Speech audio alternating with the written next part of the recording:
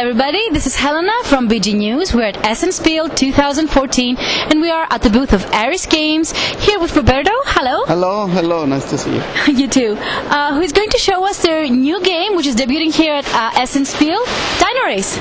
Hello. Okay, Dino Race is our new family game. It's the second game for Aris in this category. We are not well known for this kind of games. We are more like miniatures and war and destruction. But this is only a little bit of an experiment for us in a way. We think it's very well done in terms of the visuals, presentations, how the game flows. So let's look at it. So we have a race between dinosaurs. You play with 2 to 4 people. Every person controls a team of 2 dinosaurs. Mm-hmm. So the goal of the game is to get your 2 dinosaurs to be the first out of the track. And you need to run fast because there is a volcano erupting and the track is going to be eaten up by the lava very, very soon.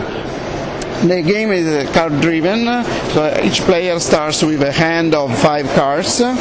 Most of the cards are terrain cards, which are used to move your dinosaurs along, but there are also cards, the ones with the red border, which are special tricks that you can play against your opponents. Okay. So you start with 5 cards. At the beginning of each turn you draw 2 cards more, so you have plenty to begin with.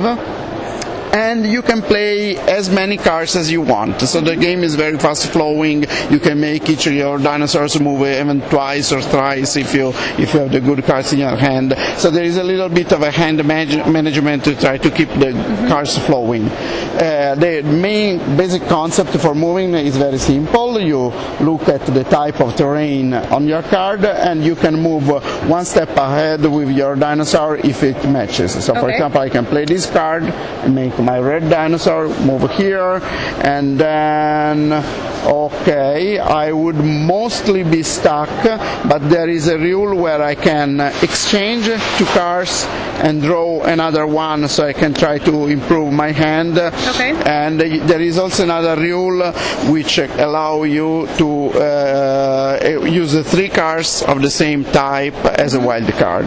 There is also wild card type, so with the combination of you have the right card, you have a good number of cards in hand, you can replace cards, you can play wild cards, you are always guaranteed that you move your dinosaurs ahead. On top of moving, you can also interact with the other players in several different ways. First of all, you can knock another one of your opponent back using this card.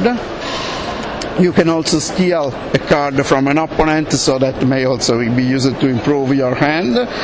And you can also pass the egg. Why do you want to pass the egg? One player starts with the egg controlled by his team of dinosaurs, but the egg is sort of a hot potato because it's good to have at the end of the race. If you end the race with the egg in your control, then you get special bonus points, which is randomly drawn. But during the race, every time the volcano erupts, if you are keeping the egg, you are going to lose your entire hand of cards. So that's pretty nasty, not too nasty because you have chances to draw cards again, but still annoying. So during the race, you may want to get rid of the egg. Using this card, you can pass it to another player. After you have finished moving your dinosaurs, playing as many cards as you can, then you can roll the die, and if a terrain type shows up, then all the players who have a dinosaur on that kind of terrain can draw cards. So if you roll the 2 cards symbol like this, then all players draw 2 cards, no matter where the dinosaurs are. And if you draw the volcanic eruption, then the volcano starts to erupt. And after the first time, the volcano will also start to have lava flowing. So you will eat, the lava will eat the racetrack. And if you have dinosaurs on the tile which is lost to lava, then they are moved ahead. Alright, so you don't lose your dinosaurs. No, you don't lose them, but you get a little bit scalded by the lava, so you get lava points, which are -1s essentially to your final score. Fair enough. When you get 1 dinosaur out of the racetrack, then you get to look at the prices which are available. This is a little bit of a random mechanic to make sure that you cannot calculate to exactly, okay, if I get my dinosaur 1 and 4th, I win, but if I get 2 and 3rd, I don't win, things like that. So it's a little bit of random variation.